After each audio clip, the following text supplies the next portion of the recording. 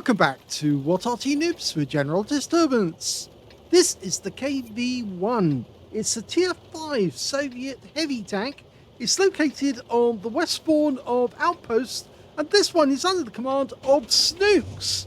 Now what's unusual about this one is he's got the dirt gun, the 122mm, and that's actually quite powerful because the dirt gun has, fallen from favour ever since Wargaming took dirt off the list as on the kind of power that the HE had on other vehicles. Basically, there was two other guns you can actually have for the KV-1, one of which is the 76mm gun, another one which is the 57mm, and those were the ones which were most prevalent during the war. In fact, the 76mm was standard, but they did fit the 122mm dirt gun to some of the KV-1s, and it's quite powerful because it will do 450 alpha with the HE, 61mm pen, and the 2.49 meters burst radius, because basically it's a dirt gun, it's a HE round, a howitzer round you might say, but it's not a howitzer, it's just an HE round. Now it is quite powerful, and you can use heat rounds as well. They've got 370 alpha and 140mm pen, but they are slightly more expensive. Okay, well, he spotted somebody. First shot, well, it didn't go exactly where he wanted it to and hit the target because HE is rather slow on the shell. In fact, it's very slow indeed.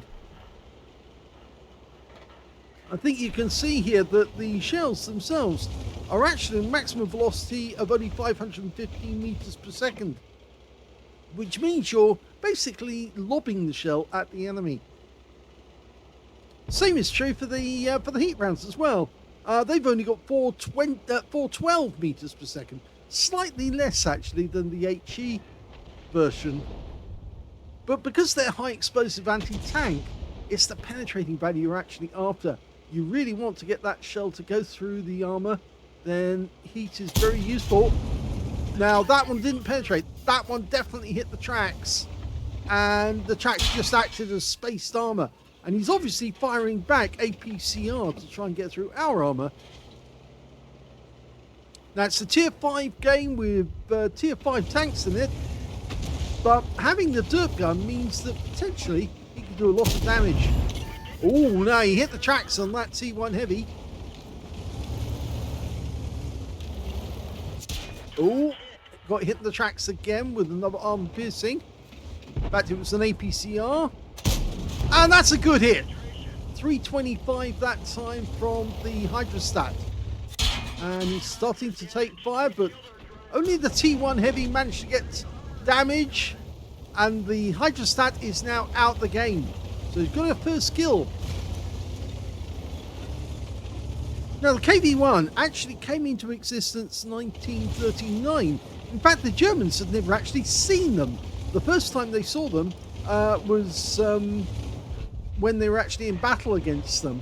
You see, the Germans had actually visited the Soviet Union at various moments during the lead up to the Second World War, the Great Patriotic War as the Russians called it. And when they did, they, he's taking fire from that KV-1, and from the looks of it, that guy's firing 57mm rounds, 6-pounder rounds. So that's why decided to pull back. Yeah, the Soviets hadn't actually shown them the KV-1, and it was very heavyweight. This is a really big, heavy tank, 55 tons, nearly 56 tons in weight. So very powerful. Can we get a shot? Yes. Another 350. So the Germans weren't expecting a tank where their shells would literally bounce off the armor. And he's got another kill. This time another KV-1.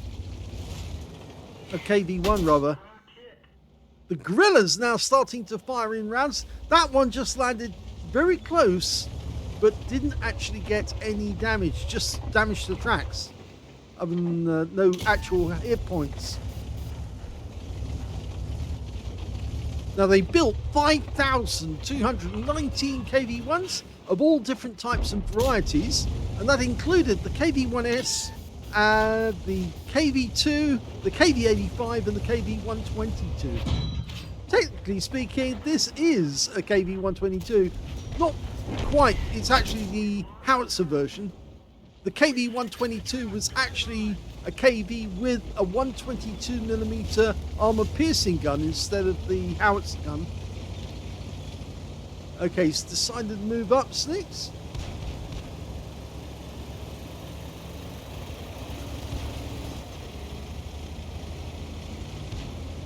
So 2 kills already.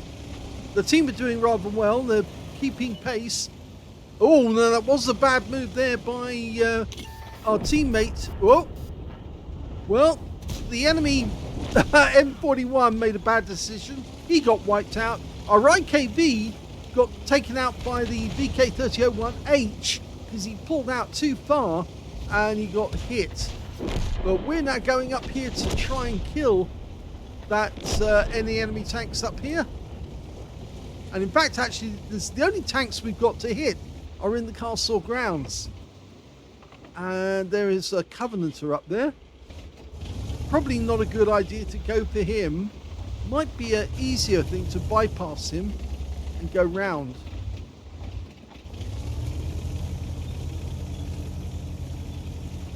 Yeah, I think he's decided Snicks is going to do that. He's going to go round and come out the other side. He's got 3 marks of excellence on that barrel. Of course, you can have the 3 marks of excellence and earn those with the 76mm rather than the one he's got there. And of course, the KV-1 can also have the 85mm gun. I don't really want to forget about that. That is another option. The 85mm is also an armor-piercing gun.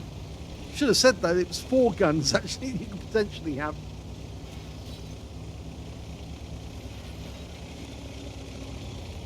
Of course, with the 85mm, it actually becomes a KV-85 as such. Okay, he's headed back to actually protect his own cap area. And that might be the smart move, because if he continued on, he probably would only have had the comfort of the Excelsior with him when he went for the enemy cap. Looks like most of the enemy tanks are in the other side of the map. But there's only 5 left on either team. It's just he wants to be in the place where the majority of his teammates are located. And it looks like he's made the right decision, because an M485's just turned up and our M41 is running for cover. He suddenly realised, yes, he'd be better off down by the water, even if it's he's being shot at by enemy in the castle grounds. Okay, 2 enemy tanks have turned up now. Stug by Aslains and that M485. We want to let this AMX-13 go away. Okay, now, can we take out the Stug? There he is, he's very close. Oh no, he couldn't get the gun depression. There's only 7 degrees of gun depression on this tank. He couldn't get it to come down. He's trying to aim for the M485. Doesn't want to let this Stug get behind him though. Nope, didn't get that. Lost 152 hit points. And that 85mm. Now he's lost the level load. Can't afford to let that happen. And he does kill the M485. Okay, can he take out the Stug?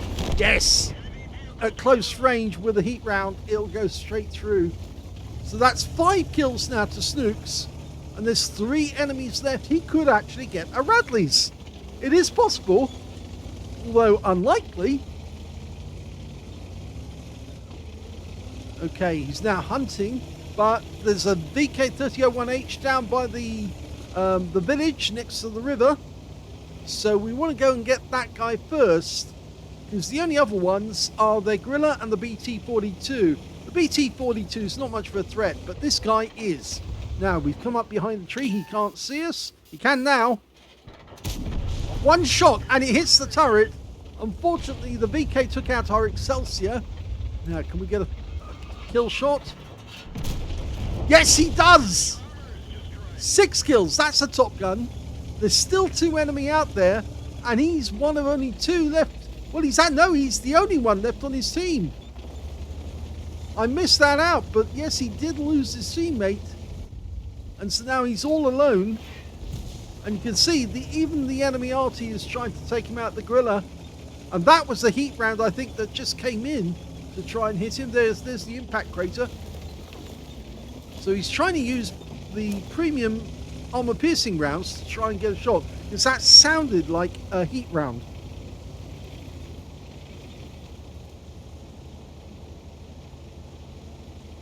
This thing has very heavy armor. Front of the hull is 75 millimeters. In fact, 75 millimeters all the way around.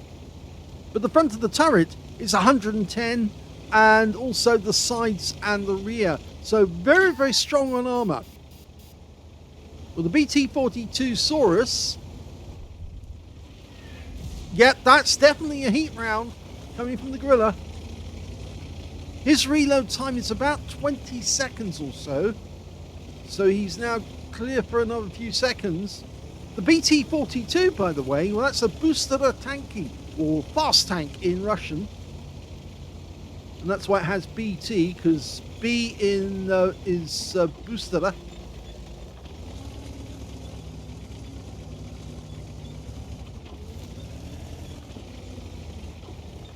I would suspect that the BT, because I can't remember if it is or it isn't, but the BT-42 was probably designed in 1942 as a fast tank. Of course, a lot of the tanks that the Soviets had, and here comes the BT. Oh, no, he didn't connect there. If I remember correctly, the booster tanky was one of the tanks that was actually captured a lot by the Finns. The turret looks very familiar to the Finnish version of the tank. And here he is. Hello. Oh, that's a good kill. And that blew him to pieces. So we're now on 7 kills, 1 short of getting a Radleys. And we know the direction that the enemy gorilla's in. He's just holding here for a second to go unspotted, and then he'll move out this spot and go directly after that gorilla. Now, he's not going to be very fast. This tank goes 34 kilometers an hour, mainly down to its heavy weight being 55 tons, and it only has a 600 horsepower V12 diesel engine. But it's basically the same diesel engine that they based all of their heavy tanks on, the same original one, the V2 engine as they called it. So he's got to make his way up to the cap area. Now, if the gorilla's smart, he will try and run away. If he's not smart, he will actually stick around for a duel and try to have it out with Snooks. Because if the Arty knows, if he can find an ambush point, he knows he can take out Snooks, because Snooks only has 47 hit points. Of course, the gorilla has 315. So he could take him out with one good shotgun, but he needs to ambush the guy. And there's the 2-minute warning. And in just 5 seconds, it's going to be too late. And he's still around. There he is. And he hasn't seen us. Oh, and he wins the game with that shot at long range. He's won the game for his team. Here's the end of battle stats, and that was an ace tanker game for Snooks of the List clan in the KV-1. Managed to get a demolition expert because he blew the BT-42 to pieces, completely decapitated him, turret tossed. He also managed to get a duelist for taking down 2 tanks who damaged him, a fire for effect for doing more damage than hit points to his own vehicle, Hand of God for surviving the battle, having received damage from at least 4 different enemy vehicles or more. He actually got a Radley Walters medal for getting at least 8 kills, a Pascucci's for killing 2 enemy SPGs in 1 game, and on top of that he got the high caliber for dealing the most damage, a Top Gun for getting at least 6 kills, and of course finally he got a steel wall for blocking the most damage in the game. Win 8 in this game, 13,553. Let's have a look at the team score.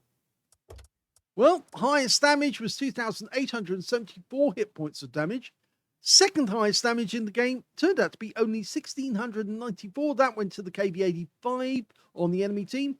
And then came the BT-42, who actually did quite a good job. Yes, I seem to remember the Finns actually did put quite a high caliber weapon on the BT or converted BT-7. And I think that actually is where they got the BT-42 from.